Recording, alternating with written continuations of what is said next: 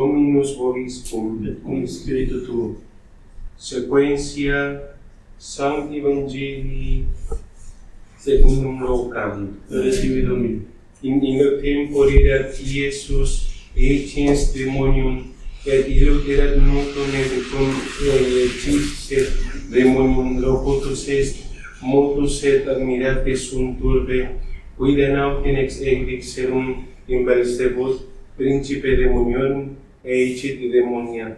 Et alitentantes signum de cielo querebant ab eo, ipsi autem ut vidit cogitationes eorum, dixit eis, omne regnum insem et ipsum divisum desolabitur, et domus supra domum cadet, si autem ex Satanas inse ipsum divisus et quomodo estabit regnum eius, quia dicitis in Beelzebub me incere demonia, si autem ego in Beelzebub eicio demonia, fili vestri in quo eiciunt, ideo ipsi judices vestri erum, porro si indigito Dei eicio demonia, profecto perveniet in vos regnum Dei, quum fortis armatus custodit atrium, sum in pace sunt dia, quae possidet, si autem fortior eo superveniens vicerit ium, universa arma eius auferet,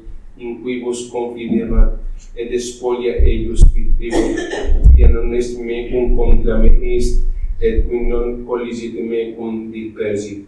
Cum in mundus spiritus exierit in hominem, ambulat per loca in fossa, pueris requiem et non inveniens. Dicet revertant in domum meam unde exhibit, et cum venit invenit iam scopis, mundatam et ornatam, tumbadit et assumit septenarius spiritus secum, nepiere se, et ingressi habitant ibi. Et fium novissima hominis ilius, peiora a prioribus, factunis autem cunec diceret, extollens vocem queram, molere tuba dixit illi, beatus venter qui te portavit et ubera qui subsisti, ad illi dixit, quin mimmo beati, qui audiunt verbum Dei, et custodium illo. Laus tibi Christi. Dios te salve María, llena eres de gracia, el Señor es contigo, bendita tú eres entre todas las mujeres, y bendito es el fruto de tu vientre, Jesús. Santa María, Madre de Dios, ruega por nosotros pecadores, ahora y en la hora de nuestra muerte. Amén. Nuestro Señor Jesucristo nos dice en una parte del Evangelio, donde está tu tesoro, está tu corazón. Y hoy vemos que el apóstol San Pablo dice que ni los fornicarios, es decir, ninguna persona con género de impureza o avaricia, entrará en el reino de los cielos. Porque la impureza y la avaricia hacen que el hombre de tal manera ponga su fe o se entregue y ponga todo, por decirlo así, su esperanza o sus cosas ahí. El avaro en las cosas de la tierra y el impúdico o impuro en los placeres de la tierra. Entonces, esas dos cosas, y le sumamos una más, la soberbia, el hombre, sí, que se entrega a ello, hace un dios de esas cosas. El uno hace un dios de las cosas impuras o asquerosas, el otro va a ser un dios de las cosas, de los bienes materiales, y el otro va a ser un dios de sí mismo. Entonces, si el alma que está invadida de esos pecados ya tiene un Dios, y nuestro Señor no puede entrar ahí, porque le ha levantado un templo el soberbio a sí mismo, el avaro al dinero y el otro a los placeres. Entonces, para que Dios entre en uno tiene que despojarse de esos pecados. Y fíjense que los pone como, por decirlo así, pecados madres. Claro que sí, porque de la soberbia vienen a raíz de ello un montón de pecados. De la lujuria, otros tantos. Y de la avaricia, otros tantos. Son pecados capitales, pecados madres. La raíz de todo ello es la soberbia, porque todo pecado es un acto de soberbia. Entonces, ¿y por qué los pone a esos principales? Porque es lo que comúnmente caemos todos, o se puede caer la mayoría. Y es porque esos pecados nos atan de tal manera, ¿sí?, que hacemos un Dios de ellos. Y cuando nosotros estamos embarrados con esos pecados cada vez le suman más y cada vez se nos hace más difícil salir de ellos. Y a veces hay personas que viven años envueltos en esos pecados. Y en los que se siguen por consecuencia, porque son pecados madres. Entonces, cuando el alma vive así, vive poseída por el demonio. Un alma que vive en pecado mortal tiene poseída el alma por el demonio. Aunque no se manifieste exteriormente como en una posesión. Nosotros pensamos que cuando una persona está posesa por el demonio, tiene que saltar, tiene que cambiar la voz, tiene que levitar y un montón de cosas más que normalmente se suelen dar cuando una persona tiene poseído el cuerpo. Pero lo peor de todo es tener poseída el alma. Y les puedo asegurar que hay más cantidad de posesos que lo que pensamos. Porque al vivir en pecado mortal, el demonio toma posesión del alma. Convivimos con el demonio, somos parte de él. Él tiene poder sobre nosotros, aunque no lo veamos, no lo sintamos. Algunos Dios permite que se manifiesten exteriormente. Y eso sirve para que la persona reaccione y salga de ese estado de posesión. Pero hay otros que Dios no va a permitir que se manifiesten. Pero eso no quiere decir que estén posesos. Tienen poseída el alma. Y eso es lo más triste.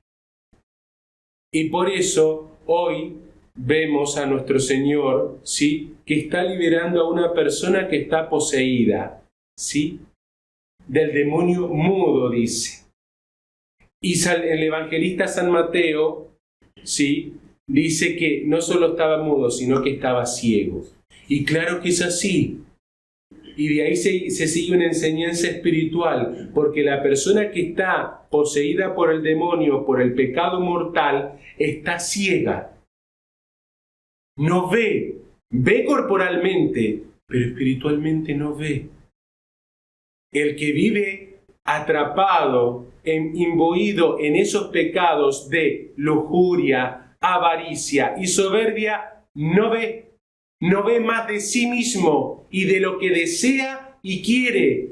No ve más que su propio interés. No ve la realidad.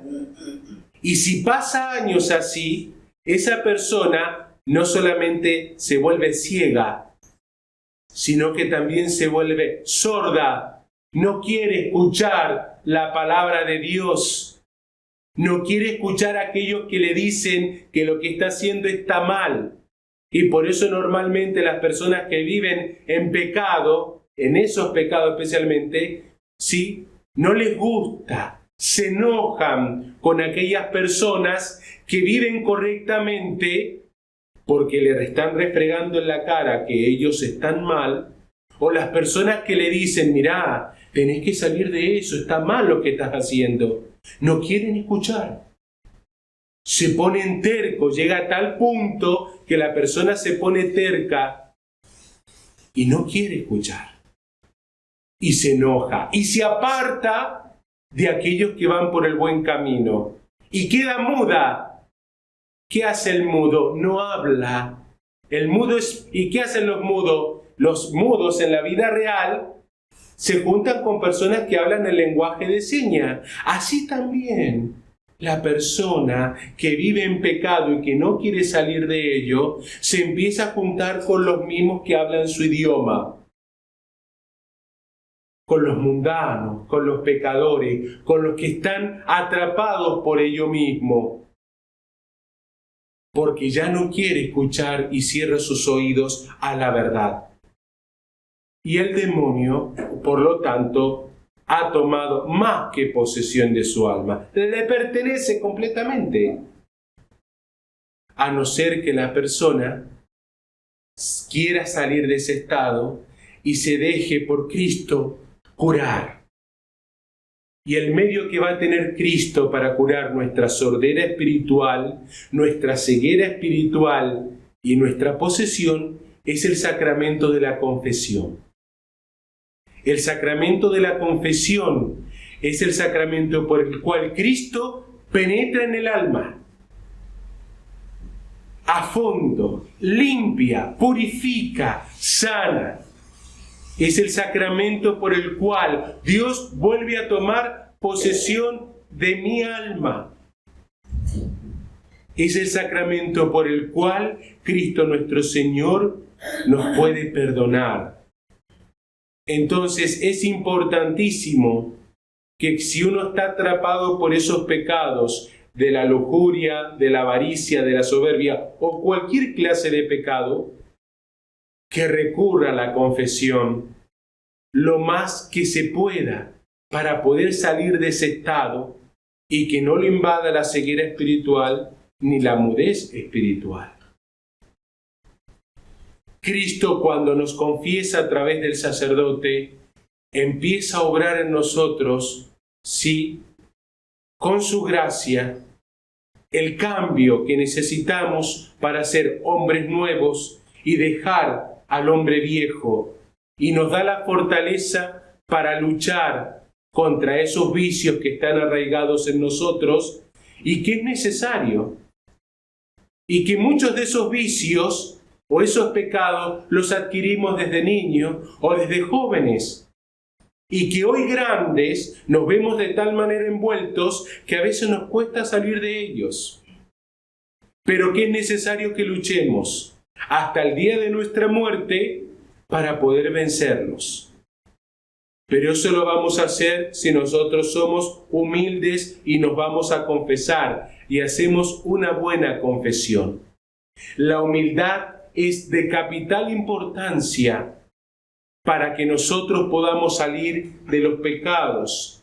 De lo contrario, si la soberbia sigue invadiendo mi corazón, no voy a acercarme al confesionario. Al contrario, lo voy a rechazar y muchas veces confiaré en mis propias fuerzas para salir, pero las propias fuerzas no sirven, sino que solamente sirve la fuerza de Dios. ¿Qué es la humildad? La humildad es la virtud que va a consistir en reconocer la verdad sobre uno mismo ante Dios. Por eso es necesario la humildad para ir a confesarse. Porque yo cuando me confieso reconozco, si tengo buena intención y una humildad sincera y verdadera, reconozco lo que soy ante Dios. Esto es lo que soy cuando yo le digo mis pecados. Pero si yo no voy con esa humildad necesaria, sino que voy tratando de ocultar, de rebuscar de tal manera de decir los pecados de manera general, de no especificar. Si yo voy con otra intención a confesarme, a quedar bien con Dios y con el sacerdote, pues ahí no hay humildad, hay amor propio. Hay amor de sí mismo a tal punto que es soberbia. Porque quiero quedar bien ante Dios. No, ante Dios no tenés que ir a quedar bien ahí. Tenés que ir a mostrarte tal cual sos. Y así vas a quedar bien. No ocultando tus pecados.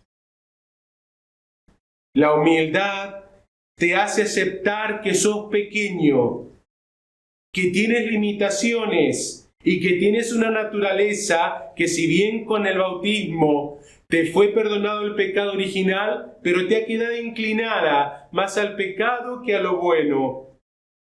Estás reconociendo, cuando sos humilde en el confesionario, que todo bien y talento te va a provenir de Dios. Y que es Dios el que te va a levantar y hacer un hombre nuevo, en donde tú tienes que poner tu parte, pero la mayor parte la pone Dios. La humildad, por lo tanto, se va a caracterizar por la mansedumbre, ¿sí?, el servicio de Dios y al prójimo.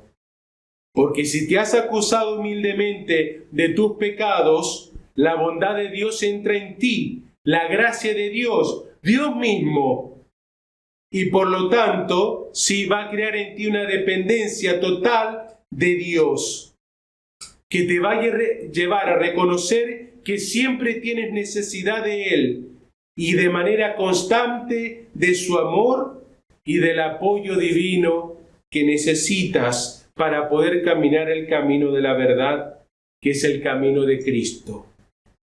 Como dije recién, la humildad va a caracterizarse por la mansedumbre y el servicio a Dios. Claro, porque la mansedumbre te hará dócil al Espíritu Santo, porque Dios vive en ti por la gracia y te va a llevar a tener un impulso moderado ante la ira que a veces te asalta y te va a llevar a reaccionar con bondad, con paciencia y paz ante la provocación o la injusticia.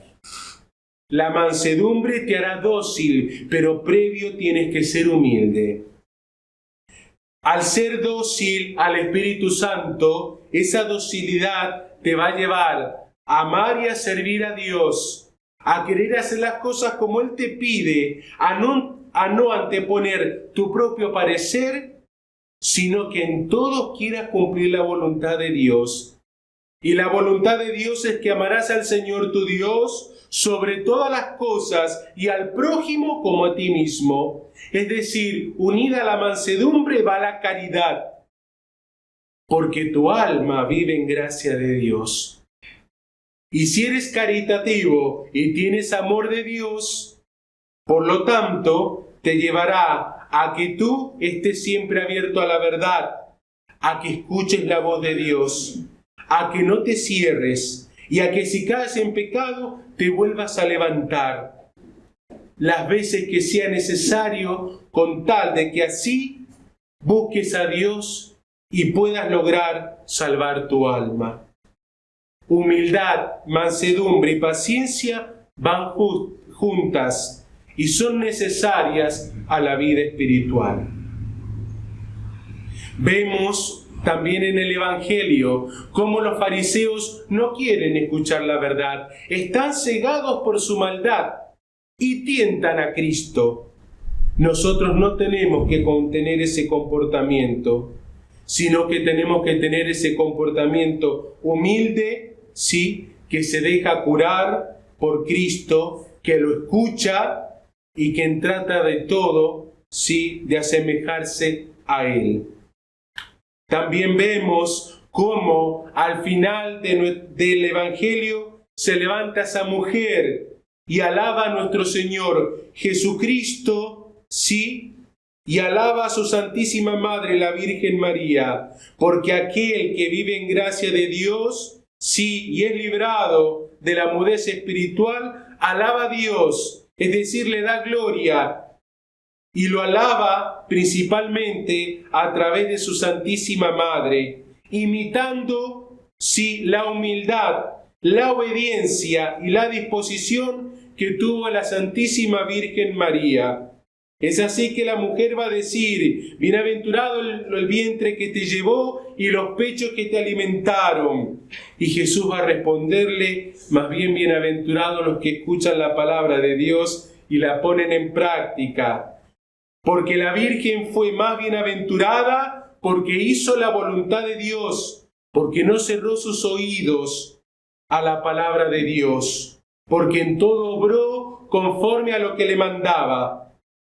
Por eso, si nosotros estamos ciegos espiritualmente o mudos espiritualmente y nuestra alma poseída por el demonio, por el pecado, vayamos a la Virgen Santísima y pidamos que nos dé la docilidad que ella tuvo, la humildad que tuvo para poder escuchar a Dios y entrar de vuelta en el camino y ser librados por el mismo Cristo de nuestro pecado y de la posesión con que el demonio nos tiene amarrado el alma a causa del pecado.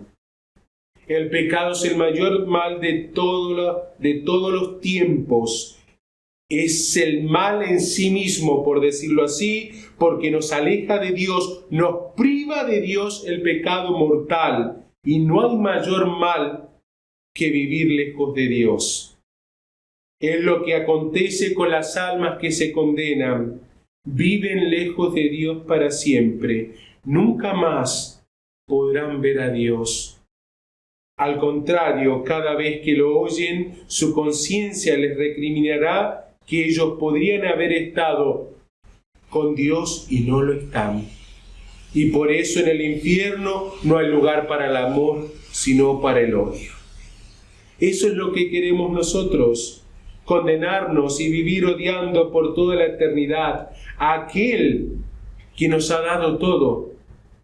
No debemos querer ello, sino que debemos querer salvar nuestra alma y ser felices para siempre. A eso nos invita la Cuaresma, al cambio de vida, a la conversión para lograr la felicidad eterna. Nadie tiene la vida comprada. Esta puede ser nuestra última Cuaresma, nuestra última Pascua, nuestro último domingo, nuestra última misa. ¿Y qué queremos entonces para nosotros? ¿La alegría de la vida eterna o el odio de la condenación con que el demonio tiene atrapadas las almas? Lo decidimos nosotros a dónde queremos ir y lo que queremos hacer con nuestras vidas.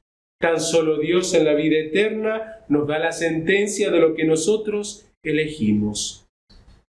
Vayamos a Dios arrepentidos, con corazón humilde y siempre reconociendo lo que somos.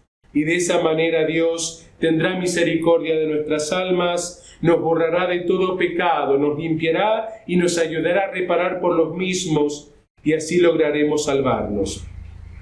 Y quiero terminar con ello, que a veces no tenemos en cuenta, pero la mudez espiritual también va a hacer referencia a los pecados desde la lengua. Sí, la lengua, ese órgano que tenemos que tan fácilmente lo utilizamos y que tanto bien puede hacer, pero tanto mal también. La lengua es un arma para el bien o para el mal, según como la utilicemos. Y los pecados de la lengua es lo que habitualmente todos cometemos, porque a veces no tenemos dominio de nosotros mismos. ¿Qué pecados de la lengua debemos evitar? La difamación, en primer lugar. ¿Y qué es difamar? Es cuando nosotros, con otra persona, le revelamos defectos reales de una persona que no está presente, sin una razón justa, afectando de manera tal a la honra de la otra persona. Eso es la difamación. Sí, y eso comúnmente se da en el chusmerío, porque va unida a la murmuración. ¿Qué es la murmuración? Es hablar mal de alguien en su ausencia, sin necesidad, y con la intención solamente de destruir la fama de esa persona.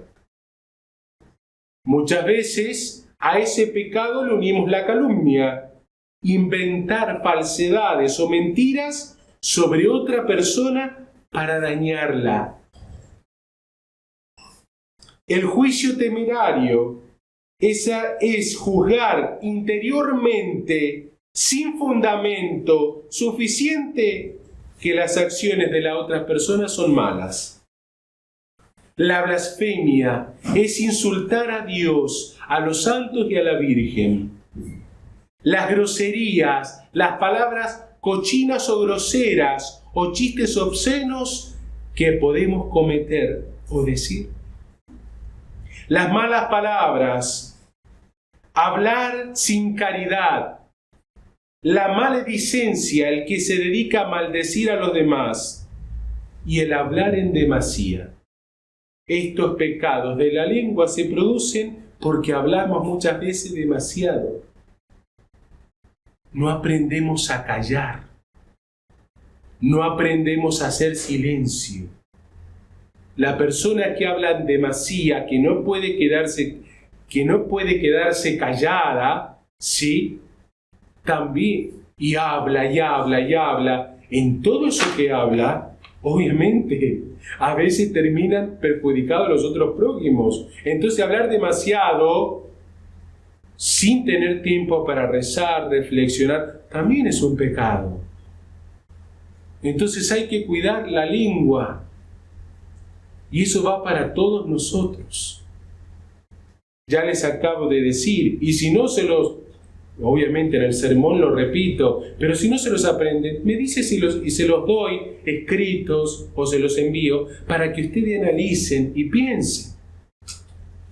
Y estemos atentos a lo que decimos. Porque por cada palabra seremos juzgados también. Uy, Dios nos va a tener en cuenta todo. Sí, todo. Cuando Él murió en la cruz por nosotros, tuvo en cuenta toda nuestra vida, todos nuestros pecados. No quedó ninguno sin pagar y reparar. Así tampoco va a quedar ninguno que nosotros hayamos hecho a propósito, obviamente, y que seamos conscientes de ello, sin pagar en la otra vida. Entonces, es importante que nosotros cuidemos nuestra lengua y que estemos en la presencia de Dios casi siempre. Porque si estamos pensando que Dios nos escucha, no ve, nos vamos a callar muchas veces. Y vamos a tratar de estar más en silencio, reflexionando lo que decimos. Así que a tratar de ponerlo en práctica, a cuidar nuestra lengua. Es algo bueno que nos podemos proponer en esta Cuaresma. Y por último, los pecados de la vista, que nos llegan también a la ceguera espiritual, ¿no? Nos llevan. Eso es fácil. Los pecados de la vista se relacionan a la impureza. No debo ver aquello que es impuro. Comenzando con alguna imagen, alguna película, alguna mujer u hombre por la calle, verle lo que no corresponde, o desear el hombre o la mujer del prójimo. Bueno, a eso se refiere. Hay que tener también cuidado con la vista, porque de la vista va al pensamiento, y luego al corazón, y como dice Cristo, de ahí vienen todos los malos deseos del hombre. Cuidado con lo que veo. Hoy en día se ha normalizado ya la impureza en los afiches, y estoy usando palabras que ya no se usan hoy día, pero en las imágenes que se ven en la calle, en la televisión, en la forma de vestir, hoy ya la impureza se ha normalizado. Al contrario, el que es recatado y pudoroso es visto como un bicho raro, es visto mal. Entonces, cuidado con lo que ves, no normalices lo que está mal. Desvía tu mirada, porque tienes que ser puro de vista también. Y en tu casa, procura que los que viven en tu hogar, ¿sí?, sean cuidadosos con la pureza. En la forma de vestir, en la forma de hablar, en la forma de expresarse, en los gestos que se hacen. Cuida la pureza, porque como les dije al principio, la impureza es uno de los pecados madres y es uno de los pecados que más tiene atrapado al hombre. Cuando me refiero al hombre y a la mujer. Entonces, cuidad la pureza tuya y de los que tienes a tu cargo, o lo que puedes aquellos hacer algo por ellos para que la cuiden. No normalicemos la impureza. Hoy se ha normalizado.